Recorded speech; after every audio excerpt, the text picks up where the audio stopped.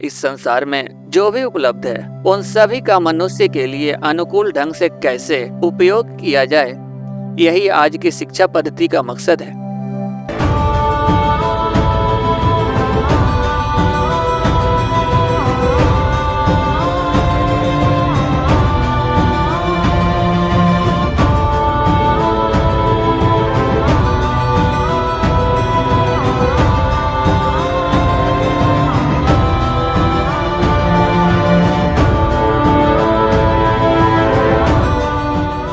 एक पत्ते को देखने पर भी उसमें से अपने लिए क्या निकल सकता है, ऐसी खुदगर्जी के साथ देखने की मनोवृत्ति मनुष्य के अंदर पनप गई है।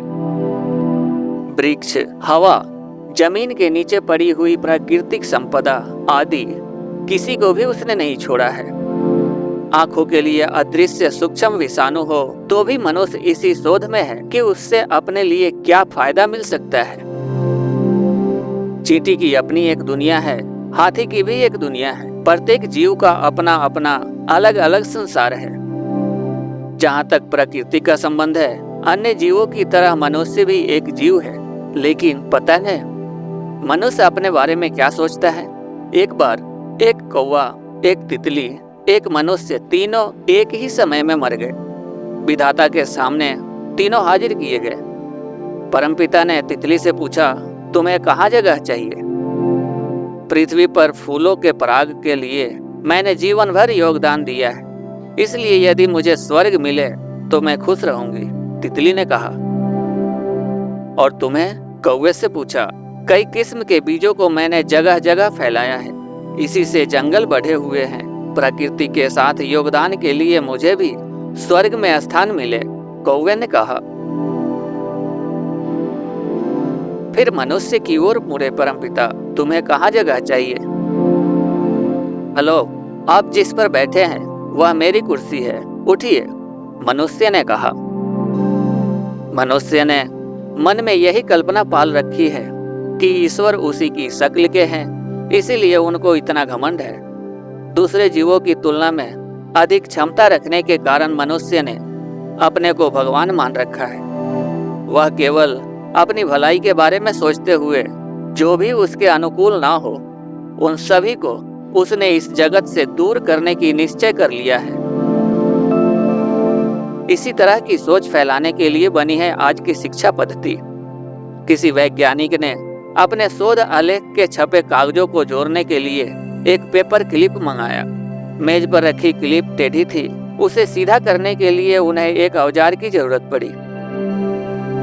सभी चीजों को उलट पुलट कर ढूंढते हुए जंप क्लिप का बॉक्स मिल गया, जो पहले दिखाई नहीं पड़ा था। वैज्ञानिक ने उसमें से एक नई क्लिप हाथ में ली। इस सही क्लिप की मदद से टेढ़ी क्लिप को सीधा करने में लग गए। यह देखकर उनका सहायक चौंक उठा। उसके संकेत करने के बाद ही वैज्ञानिक को अपनी मूर्खता का पता चला। पता है वह वैज्ञानिक कौन थे? स्वयं आइंस्टीन। इसीलिए कह रहा हूँ, सीखना अलग चीज है, जागरूकता के साथ काम करना अलग बात है। सच्ची शिक्षा पद्धति स्त्री पुरुष में भेदभाव नहीं देखती। दोनों को समान रूप से उन्नत बनाने योग्य ढंग से उसका निर्धारण होना चाहिए।